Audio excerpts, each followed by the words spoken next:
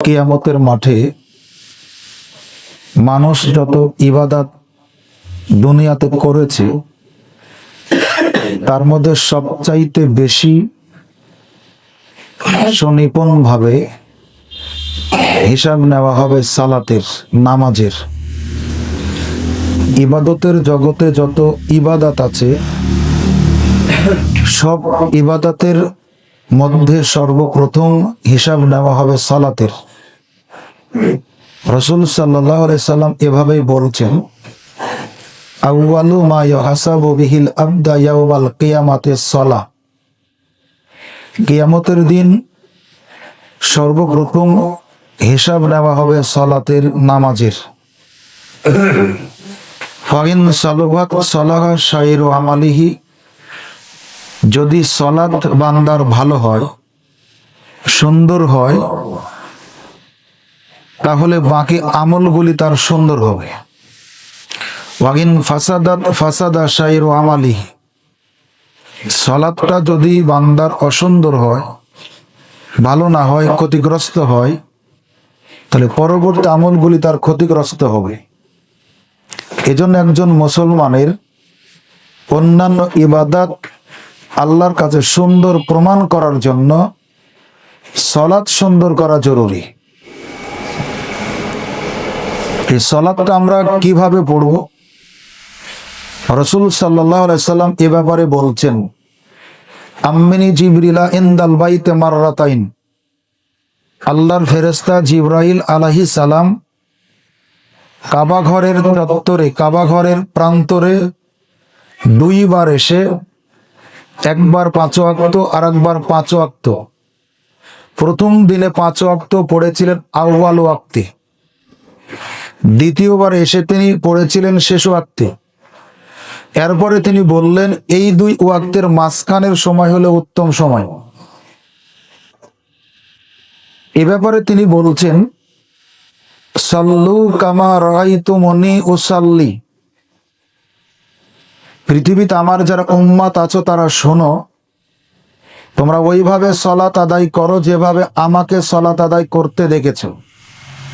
তাহলে আমাদের সালাতটা হবে বিশ্বনবী মুহাম্মদ রাসূলুল্লাহ সাল্লাল্লাহু আলাইহি ওয়াসাল্লামের সালাতের মতো। কিন্তু আমরা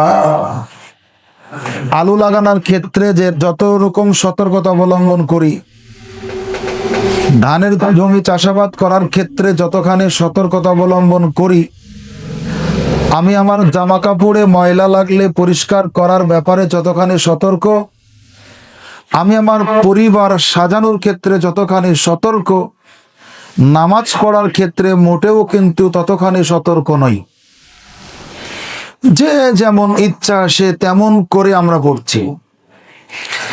আমার নামাজ পড়া দেখে মনে হচ্ছে আল্লাহ বিপদে বড়ই পড়ে আছেন, আমি যে তাও এভাবে নামাজটা পড়ছি, আল্লাহর এটা বড় ভালো, না পড়লেই যেন তার বিরাট ক্ষতি হবে, এরকম ভাবাটা নেহায়াত অন্যায়। আমাদের সময় ঠিকই যাচ্ছে, মসজিদে ঢুকেছি 1টা 10 বা 15-তে জামাত, এর আগে বের হব না, বসেই তো আছি। কিন্তু নামাজটা যে 2 রাকাত 4 রাকাত পড়ে বসলাম, এটার পরিস্থিতি এতটাই নাজুক, এতটাই নাজেহাল, এতটাই খারাপ যে আমি এর মাধ্যম দিয়ে আল্লাহর কাছে কিছু চাইবো এটার সাহস নাই। সেজন্য প্রথমে আল্লাহকে বলতে হয়, আল্লাহ যে নামাজটা পড়েছি এর মধ্যে ভুল ত্রুটি হলে তুমি ক্ষমা করো। আমি যেটা দিয়ে আল্লাহর কাছে চাইবো সেটাই দুর্বল। আল্লাহ পাক বলছেন, ওয়াস্তাইনু বিস-সাবরি ওয়াস-সালাহ, পৃথিবীর মানুষ তোমরা আল্লাহর কাছে চাও নামাজ দিয়ে আর ধৈর্য দিয়ে। আল্লাহর কাছে চাওয়ার মাধ্যম নামাজ, আল্লাহর কাছে চাওয়ার মাধ্যম ধৈর্য। ধৈর্য আর নামাজ এই দুইটি আল্লাহর কাছে দাও, এটা দিয়ে তুমি দোয়া করো তার কাছে।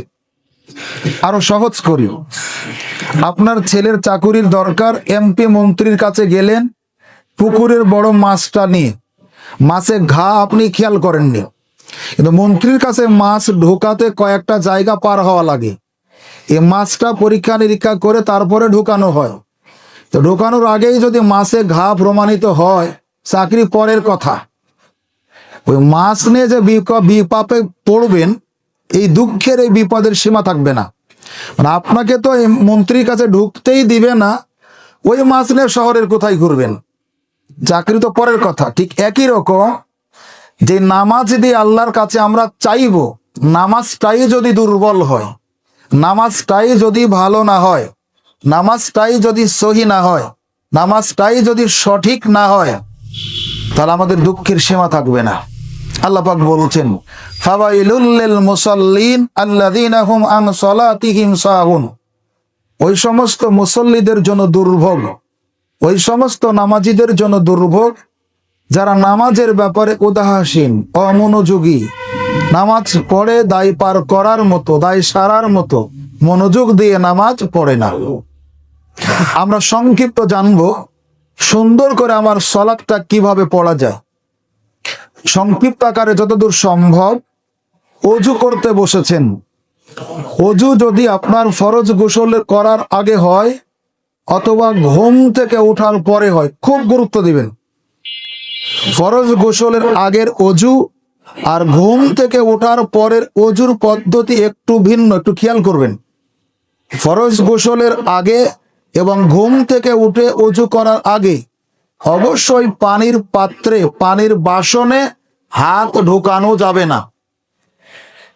আল্লাহ রাসূল বলেছেন, মানুষ যখন ঘুমিয়ে থাকে তার হাত কোথায় থাকে সে যেহেতু জানে না, অতএব সে তার দুই হাত সুন্দর করে আগে কবজি সহ 3 বার ধৌত করে নেবে, এরপরে পানির পাত্রের মধ্যে হাত দিয়ে পানি নিয়ে অজু করবে।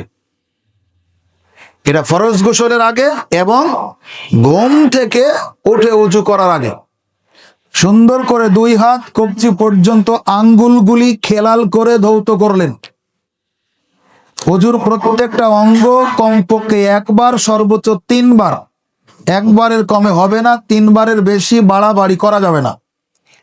এরপরে ডান হাতে পানি নিয়ে মুখে দিয়ে গড়গড়ার সাথে কুলি করবেন। মেচুয়াক করা খুবই ভালো প্রত্যেকটা অজুর আগে।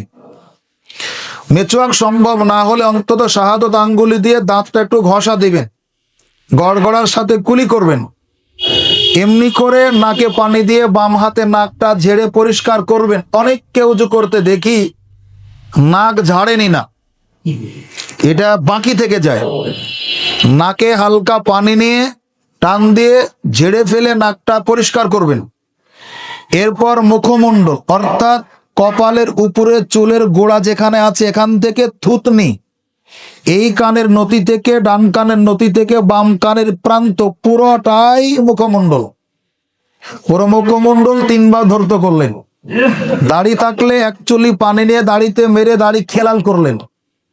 এরপরে ডান হাত কোনই পর্যন্ত 3 বার সুন্দর করে ধৌত করলেন। তারপরে বাম হাত একইভাবে, তারপরে ডান হাতে পানি নিয়ে বাম হাতে ঢাললেন, ঝেড়ে ফেললেন। মাথার সামনে থেকে পিছন, পিছন থেকে সামনে আনলেন। একবারই পানি নেওয়া, অনেকে 2 বার 3 বার নেন, এটা কিন্তু ঠিক নয়, এমনি চলছে এটা। আমি একটু দেখাই, একটু খেয়াল করেন। ডান হাতে পানি নিয়ে বাম হাতে ঢালবেন, ঝেড়ে ফেললেন। মাথায় টুপি থাকলে মা বোনেরা অজু করলে মাথায় চাদর কাপড় যা থাকবে ওই সময় সরিয়ে ফেলবে। মাথার সামনে থেকে পিছন, পিছন থেকে সামনে ভিজা হাত। এরপর শাহাদত আঙ্গুল কানের মধ্যে দিবেন, দেওয়ার পরে বৃদ্ধাঙ্গুলের পেট দিয়ে কানের পিঠ, শাহাদত আঙ্গুলের মাথা আছে কানের ভিতর, 2 হাতের বৃদ্ধাঙ্গুলির পেট আছে কানের পিঠে, কানের পিঠটা মাসে করলেন। এরপরে শাহাদত আঙ্গুল বের করে তুলা, যেন আতরের তুলা যেই জায়গাতে রাখেন কানের, এই জায়গাটা মাসে করলেন, হয়ে গেল। পানি নিলেন একবারই। এরপরে ডান পা টাকনু সহ আঙ্গুলগুলি খেলাল করে 3 বার ধৌত করলেন। তারপরে বাম পা টাকনু সহ আঙ্গুল খেলাল করে 3 বার ধৌত করলেন। ট্যাপে যদি অজু হয় কিছু পানি বাম হাতে নিয়ে বেশিরভাগ ফেলে দিয়ে লজ্জাস্থানের দিকে একটু ছিটাবেন। রাসূল সাল্লাল্লাহু আলাইহি ওয়াসাল্লাম বলেছেন, এতে বাহ্যিক কোনো নাপাকি থাকলে এর মাধ্যমে পবিত্র হয়ে যাব। এটা আমরা অনেকেই করি না। যারা অজু করি 100 জনের মধ্যে 95 জনই করি না। বাম হাতে একটু পানি নিয়ে লজ্জাস্থানের দিকে ছিটাবেন। এরপরে দোয়া পড়ছেন, আশহাদু আল্লা ইলাহা ইল্লাল্লাহু ওয়াহদাহু লা শারীকা লাহু ওয়া আশহাদু আন্না মুহাম্মাদান আবদুহু ওয়া রাসূলুহু আল্লাহুম্মা জাআলনি মিনাত তাওয়াবিনা ওয়াজআলনি মিনাল মুতাহহিরিন। আল্লাহ রাসূল বলেছেন, ওযু করার পরে যারা এই দোয়া পড়ে তার জন্য জান্নাতের 8টি দরজাই খুলে যায়। একটু চেষ্টা করেন মুখস্থ করার। ওযু হয়ে গেল, মসজিদে ঢুকলেন, ডান পাটা দিবেন। একটু মনে রাখবেন যে টয়লেট আর মসজিদ আলাদা। টয়লেট এক জিনিস আর মসজিদ আর এক জিনিস। টয়লেটে ঢোকার সময় আগে দেওয়া লাগে বাম পা, আর মসজিদে ঢোকার সময় আগে দেওয়া লাগে ডান পা। আল্লাহুম্মা ফতাহলি আবওয়াবা রাহমাতিক। আল্লাহর কাছে বলছেন, হে আল্লাহ, তোমার রহমতের, দয়ার, করুণার যত দরজা আছে আমার জন্য খুলে দেন। আল্লাহর কাছে বলছেন এভাবে। মসজিদে ঢুকবেন ডান পা আগে দিয়ে। কবে শিখবো আমরা? বয়স তো শেষ, পৃথিবীর বয়সও শেষ, আমার বয়সও শেষ। মসজিদে ঢুকবেন আগে ডান পা দিয়ে। এরপরে সলাতে দাঁড়িয়ে গেলেন। একাকী আর জামাতের এর তো কথা হলো, পার্থক্য হলো, একাকী যখন পড়ছেন আপনার ইচ্ছাধীন, আর জামাতের সাথে পড়লে ইমামের আগে কোনো কিছু করা যায় না। ব্যবধান এতটুকুন। তবে মনে রাখতে হবে, মুয়াজ্জিন আজান দেওয়ার ক্ষেত্রে যা বলবে দুইটা জায়গা ছাড়া, হাইয়া আলাস সালাহ আর হাইয়া আলাল ফালাহ, এই দুইটা বাক্য যখন আমরা শুনবো তখন বলবো লা হাওলা ওয়ালা কুওয়াতা ইল্লা বিল্লাহ। তাছাড়া মুয়াজ্জিন আজান ইকামাতে যেখানে যা বলবে আমরাও তাই বলবো। আল্লাহ রাসূল বলেছেন, মান কালা মিন কালবিহি দাখালাল জান্নাহ। যেই শ্রোতারা মুয়াজ্জিনের এই কথাগুলি অন্তর থেকে বলবে, আল্লাহ তাকে জান্নাতে দিবেন। আজান শেষ হলো, দরুদ ইব্রাহিম পড়ুন। আল্লাহ রাসূল বলেছেন, একবার দরুদ ইব্রাহিম পড়লে আল্লাহ তার উপরে 10 বার রহমত নাজিল করেন। তার আমল থেকে গুনাহ থাকলে একটা গুনাহ মুছে দেন, তার আমল নামায় একটা নেকি যোগ করে দেন। বেশি বেশি দরুদ পড়লে কিয়ামতের দিন রাসূল এই ব্যক্তির জন্য সুপারিশ করবেন। এজন্য আমরা দরুদ পড়বো। যাক, দরুদের ফজিলত নিয়ে বললে এইদিকে সময় হবে না। আমরা ঢুকলাম ডান পা দিয়ে মসজিদে, ইকামাত দেওয়াকালীন আমরা এখনো ছাড়তে পারিনি কি আশহাদু আন্না মুহাম্মাদার রাসূলুল্লাহ। শুনেই কি বলছি? সাল্লাল্লাহু আলাইহি ওয়াসাল্লাম। এটা বলা যাবে, কিন্তু আজান আর ইকামাতের সময় বলা যাবে না। যেই নবী তার নাম শুনলে দরুদ পড়তে বলেছেন, সেই নবী নিষেধ করেছেন আজান আর ইকামতে বলা যাবে না। আজান আর ইকামতের সময় আমরা আশহাদু আন্না মুহাম্মাদার রাসূলুল্লাহ বলবো। আজান ইকামতের বাইরে যেখানেই নবীর নাম শুনবো, সময় বেশি আছে, পুরা দরুদ পড়েন, সময় কম সাল্লাল্লাহু আলাইহি সাল্লাম বলেন, আরো সময় কম আল্লাহুম্মা সাল্লি আলাইহি আল্লাহুম্মা বারিক আলাইহি, বাস। কিন্তু আজান আর ইকামতের সময় আশহাদু আন্না মুহাম্মাদার রাসূলুল্লাহ শুনে সাল্লাল্লাহু আলাইহি সাল্লাম বলা যাবে না। আরেকটা সময় আমরা ভুল করি, যখন শুনছি কাদ কামাতিস সালাহ, তখন আমরা বলছি আকামাল্লাহু আদামাহা। এটাও বলার হাদিসটা সহি নয়। এখানেও বলতে হবে কাদ কামাতিস সালাহ। আরেকটা বাক্য আছে ফজরের আজানে, আস-সালাতু খায়রুম মিনান নাওম। এটা জানি না আমরা অনেকে, এটা বলার দরকার নাই, তবে কিছুটা থেকে যায়। অনেকে বলছি সাদাকতা ওয়া বারারতা ওয়া বিল হাক্কি নাতাকতা, মানে ফজরের আজানের আস-সালাতু খায়রুম মিনান নাওম শুনে এটাও বাড়তি একটা বিষয়। এখানেও বলতে হবে আস-সালাতু খায়রুম মিনান নাওম। তার মানে সব মিলে হাইয়া আলাস সালাহ আর হাইয়া আলাল ফালাহ শুনে বলতে হবে লা হাওলা ওয়ালা কুওয়াতা ইল্লা বিল্লাহ। তাছাড়া যেখানে মুয়াজ্জিন যা বলবে আমরাও তাই বলবো। ইকামত দেওয়া হলো, জামাতে হলে পায়ের সাথে পা ভিড়াবেন।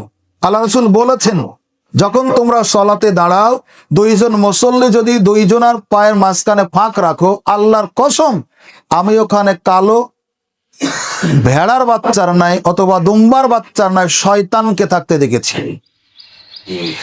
অন্য হাদিসে তিনি বলছেন, যে ব্যক্তি দুই মুসল্লির মাঝখানের ফাঁকটা বন্ধ করলো, আল্লাহ জান্নাতের ভিতরে তার জন্য ঘর বানাবেন। ওদের ফাঁকটা বন্ধ করো। ইকামাত দেওয়া হলো তাকবীরে তাহারিমা। দেওয়ার সময় রাফউল ইয়াদাইন, অর্থাৎ 2 হাত উত্তোলন। তার মানে আমরা প্রথম তাকবীরকে বলা হয় তাকবীরে তাহারিমা বা তাকবীরে উলা। এই তাকবীরে তাহারিমা দেওয়ার সময় আমরা হাতটা তুলবো কানের নতি বরাবর অথবা কাঁধ বরাবর। দুই হাতটা উঠবে কাঁধ বরাবর অথবা কানের নতি বরাবর, মাথা হালিয়ে কান ধরা লাগবে না। পৃথিবীতে অন্য কোন কোরআন হাদিসে তো নাই, পৃথিবীর কোন বই পুস্তকে প্রমাণিত নয় যে তাকবীরে তাহারিমার সময় মাথা হালিয়ে কান ধরা লাগবে, এমনি চালু আছে সমাজে। বরং হাতটা তুলবেন কানের নতি বরাবর অথবা কাঁধ বরাবর, আল্লাহু আকবার বলে হাত বাঁধলেন। জেরার উপরে জেরা, মানে আপনি কোনো কিছু মাপ করার সময় হাতের যেই পর্যন্ত নেন, কোন পর্যন্ত, সেই পর্যন্ত রাখবেন। দেখেন তো কত দূর উঠে। তো নাভির উপরে হাত বাঁধার হাদিসটা সহি নয়। এই জন্য নারী পুরুষ এর নামাজে কোনো পার্থক্য নাই, মৌলিক কোনো পার্থক্য নাই। একটা পার্থক্য হলো, মহিলা যখন ইমামতি করবে তখন আমরা পুরুষরা যেমন কাতারের সামনে যায়, মহিলারা সামনে যেতে পারবে না, কাতারের মাঝখানে থাকা লাগবে, এটা একটা পার্থক্য। আর একটা পার্থক্য হলো, পুরুষ ইমাম যখন ভুল করে কোনো কারণে, তখন পুরুষ মুক্তাদিরা সুবহানাল্লাহ বলে লুকমা দেয়। মহিলা ইমাম যখন ভুল করবে তখন সুবহানাল্লাহ বলে লুকমা দিতে পারবে না, তখন হাতের পিঠে হাত মেরে তালি দিয়ে লুকমা দিবে। এটা হলো পার্থক্য। তাছাড়া সূরাতে, কেরাতে, আজানে, ইকামাতে কোনো পার্থক্য নেই যে পুরুষ দাঁড়াবে এভাবে, নারী দাঁড়াবে এইভাবে, পুরুষ সেজদা করবে এইভাবে, নারী সেজদা করবে এইভাবে। এরকম মৌলিক কোনো সালাতের ভিতরে পার্থক্য নাই। হাত বাঁধলেন, এবারে সানা পড়লেন, আল্লাহুম্মা বাগিদ বাইনি ওয়া বাইনা খাতায়ায়া কামা বাগাত্তা বাইনাল মাশরিকি ওয়াল মাগরিবি, আল্লাহুম্মা নাক্কিনি মিনাল খাতায়া কামা ইয়ানাক্কাস সাওবুল আবিয়াজু মিনাদ দানাসি, আল্লাহুম্মা আগসিল খাতায়ায়া বিল মাই ওয়াস সালজি ওয়াল বারাদি। আল্লাহর কাছে বলছেন, হে আল্লাহ, তুমি আমার জীবন থেকে আমার পাপগুলিকে ওই পরিমাণ দূরে রাখো যেই পরিমাণ দূরত্ব পূর্ব থেকে পশ্চিমের, যেখানে সূর্য উঠে আর যেখানে ডুবে, এই দুইটার মাঝখানে যেমন দূরত্ব, তুমি আমার জীবন থেকে আমার পাপগুলিকে এরকম দূরে রাখো। হে আল্লাহ, তুমি আমার জীবনের পাপগুলিকে ধুয়ে মুছে সাফ করে দাও, যেমন সাদা কাপড়ে ময়লা লাগলে পরিষ্কার করা হয়। এরপর আল্লাহকে বলছেন, হে আল্লাহ, তুমি আমার পাপরাশিকে ধুয়ে মুছে পরিষ্কার করে দাও ওইভাবে যেমন মানুষ পরিষ্কার করে শিশির দিয়ে, বরফ দিয়ে, ইত্যাদি দিয়ে। অথবা যারা অন্য সানাটাও জানে, এটাও সই, সুবহানাকাল্লাহুম্মা ওয়া বিহামদিক তাবারাকাসমুকা ওয়া তাআলা জাদ্দুকা, নাকি সুবহানাকাল্লাহুম্মা ওয়া বিহামদিক ওয়া তাবারাকাসমুকা ওয়া তাআলা জাদ্দুকা ওয়া লা ইলাহা গায়রুকা, এটাও জায়েজ। পড়ুন, একটু সময় নিয়ে পড়ো। সানা পড়া হয়ে গেল, প্রথম রাকাত শুরু করেছেন। তাউস তাসমিয়া দুটাই পড়তে হবে। তাউস মানে আউযুবিল্লাহি মিনাশ শাইতানির রাজিম পুরা, তাসমিয়া বিসমিল্লাহির রহমানির রহিম। সূরা ফাতিহার শুরুতে প্রথম রাকাতে আউযুবিল্লাহ, বিসমিল্লাহ দুটাই পড়া পড়তে হবে। এরপরে আলহামদুলিল্লাহ থেকে শুরু হলো দল্লিন পর্যন্ত পড়া শেষ, ধীর ভাবে পড়বেন। ইমাম যদি জুড়ে পড়ে, ইমামের পিছনে পিছনে এক আয়াত পর পর পড়বেন। তবে এখানে একটা পদ্ধতি চালু আছে, ইমাম পড়া শেষ খানিকক্ষণ চুপ থাকবে, এই সময় মুক্তাদিরা পড়বে। এটা বানানো পদ্ধতি, এটা ঠিক নয়। বরং ইমাম পড়বে, এর পরে পরে মুক্তাদিরা আমরা পড়ব। ইমাম যখন আমিন বলবে তখন আমরাও আমিন বলবো। ফাতিহার গুরুত্বটা এত বেশি, ফাতিহা ছাড়া সালাত অসম্পূর্ণ, ফাতিহা ছাড়া সালাত ত্রুটিযুক্ত, ফাতিহা ছাড়া সালাত বাতিল। এটা সালাফি মানহাজের একটা আকীদা।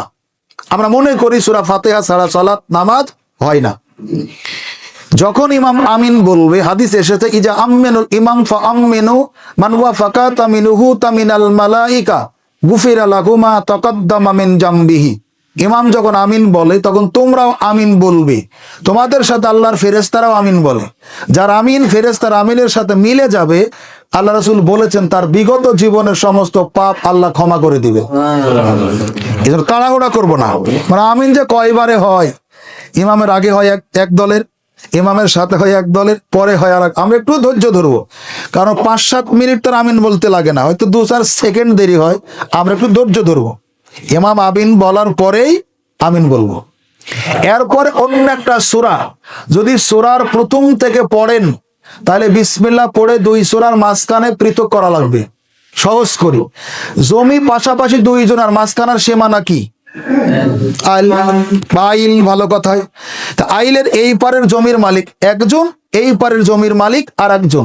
আপনি ফাতেহা পড়ে অন্য সূরা যে পড়ছেন, দুই সূরার মধ্যে পার্থক্য করার জন্য বিসমিল্লাহ পড়া লাগবে।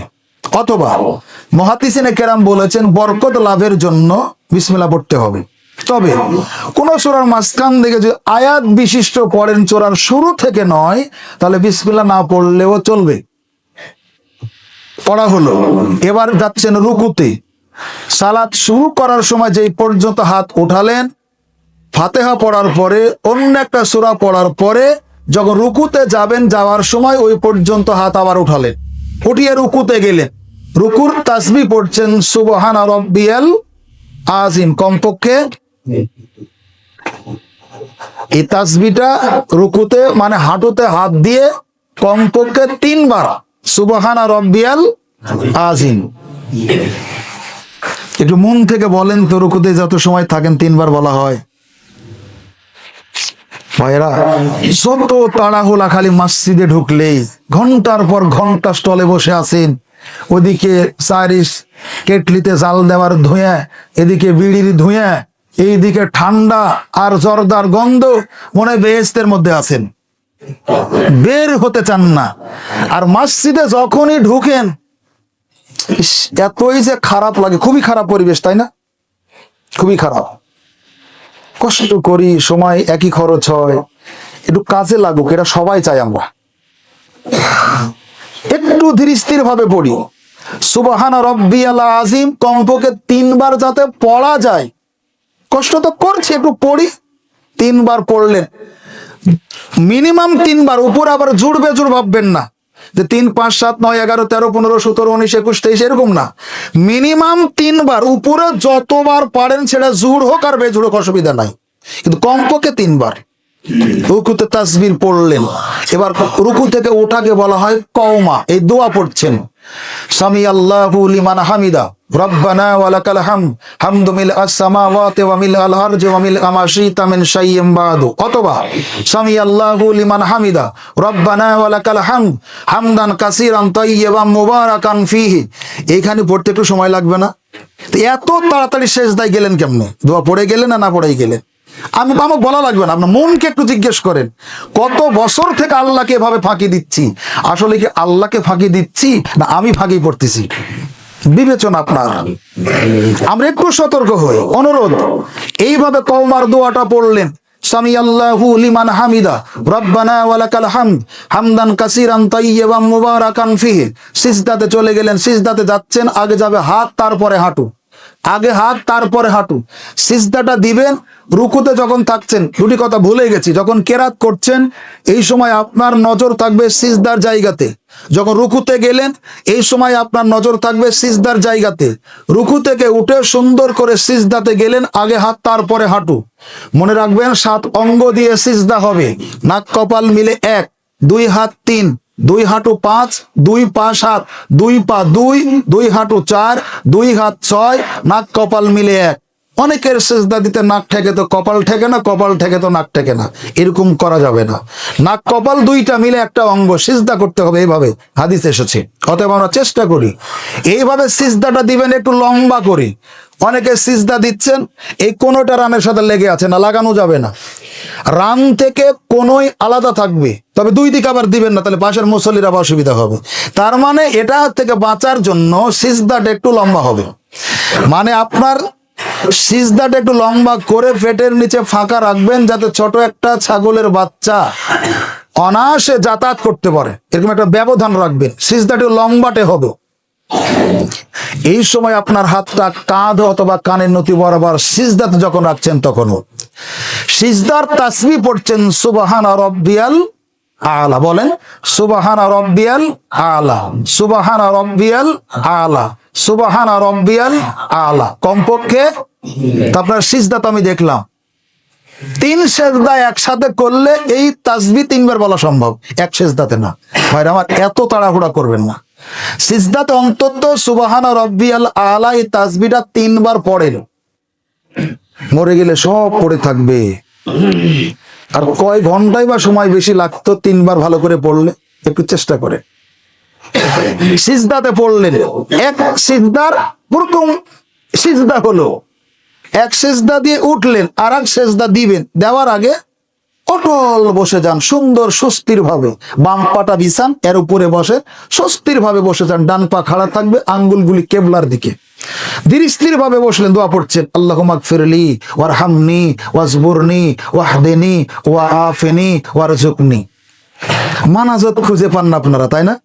আল্লাহকে বলছে আল্লাহুম্মা গফিরলি, হে আল্লাহ তুমি আমাকে ক্ষমা করো, ওয়ারহামনি তুমি আমার রহম করো, ওয়াজবুরনি তুমি আমার অবস্থার সংশোধন করো, ওয়াহদিনি তুমি আমাকে হেদায়েত করো, ওয়াআফিনি তুমি আমাকে সুস্থতা দাও, ওয়ারজুকনি তুমি আমার রিজিকের ব্যবস্থা করো। দোয়া পড়ছেন না? এত দ্রুত সেজদা দিলেন, কষ্ট লাগে খুব, মানে বলতেও পারি না আপনাকে, আবার সইতেও পারি না, বলা তো যায় না কিছু। বললেই একটা কথা বলবেন, মুখস্থ করে রেখেছেন। কত মৌলবীর সামনে পড়লাম, কেউ ভুল ধরেনি, তুমি খালি ভুলই ধরো। এটা আপনাদের কমন কথা, তাই না? একটু চেষ্টা করেন, দুই সেজদার মাঝখানের এই দোয়াটা সুন্দর করে পড়েন। যদি পড়ে সেজদা করেন তাহলে একটু সময় লাগবে না? আমার উপর রাগ করেই পড়েন আর যে করেই পড়েন, পড়লে তো একটু সময় লাগবে, তাই না? দুই সেজদার মাঝখানে এই দোয়া পড়ে যদি সিজদায় যান, তাহলে আপনি না চাইলেও একটু সময় লাগবেই, লাগবে না?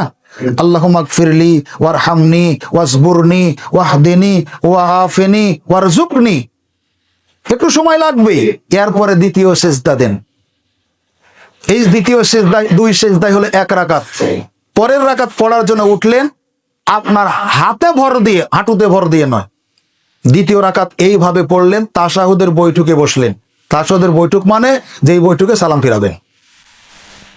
বাম পাটা বিছানা, বাম পায়ের অর্ধেকের উপর থাকবে নিতম্বের একটা, আমরা গ্রামের ভাষায়, এ লাইভ আছে নাকি?